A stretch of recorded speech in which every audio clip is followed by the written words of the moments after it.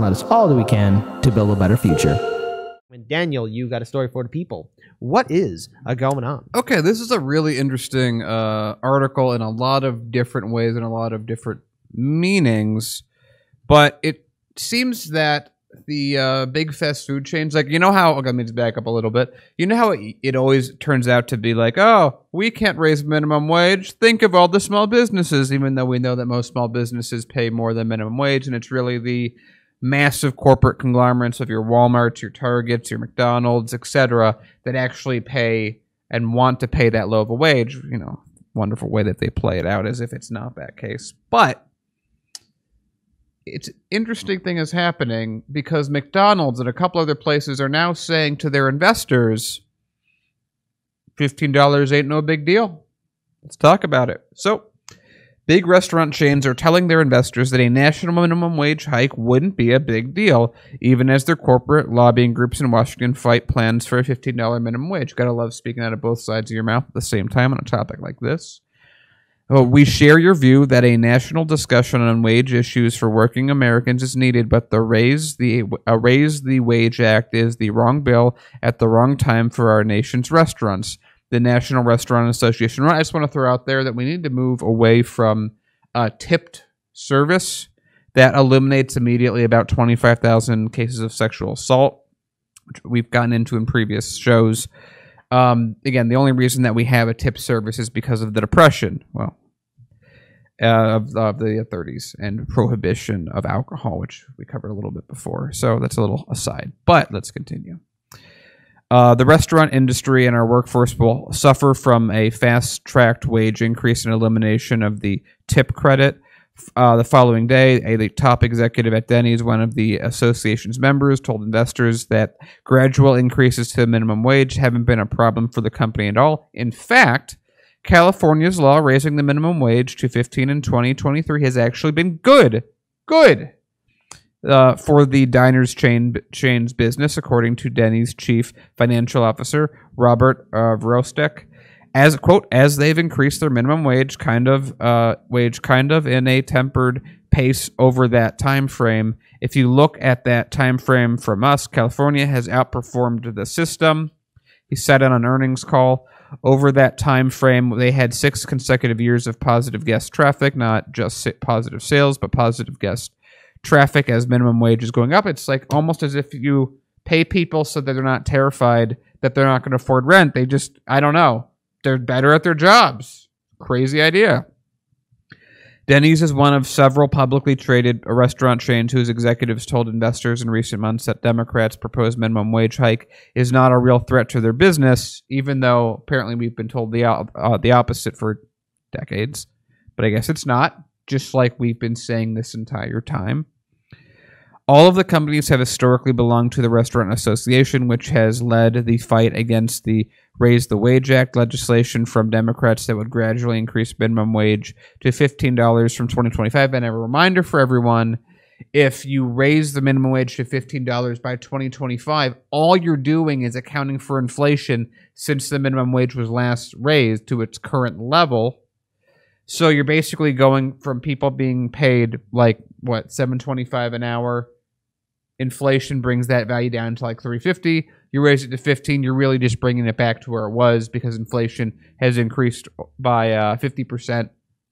So all we're really doing is maintaining the wage. It's as if you had a yearly wage inflation counter, we would still be at the same spot. So what these restaurants are also saying is we're happy to pay the same rate we've always been paying. Okay, so here's the thing. It's hard to do a follow-up to that, Daniel, because, again, you broke down that article very well. But here's something that's still annoying me about this debate about increasing the wage. And that is, other countries don't have this problem. They're able to raise their wages. Now, the thing is, I want to be very clear, there's no such thing as perfect. I'm pretty sure other countries have their own fair share of corruption, their own fair share of issues, too, that working class people in those countries have to deal with. But here in the United States, we are told by our establishment Democratic leaders, our establishment Republican leaders, and by corporate media, be it Fox News, CNN, or MSNBC, that we can't raise the wages because it'll cause an economic collapse. I don't hear this debate happening in other countries. And when there is something that's going to be cut from those social programs in other countries, the people go out in the streets and riot. They make their voices heard and they get things done. Here in the United States, I guess what? Are we so mentally trained by our political establishment and corporate media that we just, okay, go along with it and continue to work ourselves into poverty? This is madness. And let's be very clear. $15 now, it's not going to be enough. It should be $25, and that's as low as I'm willing to go. But really, in truth, it should be $40. Now, if that offends some people, well, too bad, so sad, because the top 1% have been living the high life since even before I was born. And this is not a fair economic system that we're living in. I just want to remind everyone, too, that again, 30 to 40 million Americans are at risk of being evicted from their homes and apartments. We're still dealing with this pandemic. We have a crumbling infrastructure. We don't have affordable education. We have a thing called medical debt. And other countries, you know, sometimes some people in our live stream chats, or either that in some of our individual videos, they type in the comment section and say, I've never heard of medical debt, or I'm surprised you Americans take this kind of abuse. And we do it day in and day out. And here we have corporations finally admitting, and correct me if I'm wrong, Daniel, saying, oh, that'd actually be pretty good if we increased our wages. It turns out that for a lot, this is the thing that they don't talk about, that the cost of these large businesses, especially in their mid-management, but also in lower management, it costs them thousands upon thousands of dollars to hire someone. Like it's crazy. Like I've been read so many things of like a company will spend regularly like $130,000 to hire one manager that costs that they pay $40,000 a year. Mm-hmm. And then they're like, I don't get why our turnover is so high. It's like, if you just maybe added another $20,000 to his pay, made it 60, he would, if he stayed for 5 years, you would still make your money back and not having to rehire someone new one time. Yep. But that's the mentality of how we hire and fire people, is so entrenched and so useless and so ancient that we aren't even doing things that make sense from a capitalistic point of view, let alone a realistic point of view. Yeah, and I just want to bring up this one corporation, for example. Let's look at Costco, for example, okay? It is a private company, but we've covered on the show on how the fact that they raise their wages up to $16 an hour. And they get benefits. And they get benefits, healthcare, dental, 401k, and a few other things as well. Now, this company seemed to have figured it out. And, of course, the CEO and the previous CEO and the current one as well have all agreed that, hey, look, we got to make sure our employees are taken care of. You pay them good wages, and they'll stay. They'll stay for some time. So, obviously, this corporation figured it out.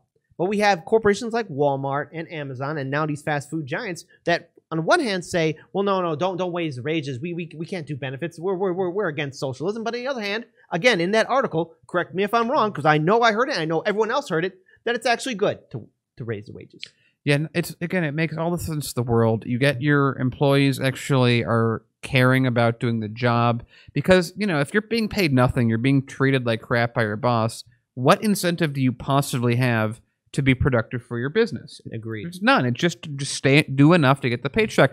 But if you are, and again, Costco knows this, a lot of other places do as well, when you pay above the minimum wage, all of a sudden you get the cream of a crop applicants. You're able to better pick good people. They're going to stay longer because they actually have something to defend by working there. And then if they know that someone else is willing to do that job and do it well, they might work harder. So again, and you don't have turnaround, so you don't have the turnaround costs that are usually associated with all this. So it makes sense to pay your workers well, to give them benefits.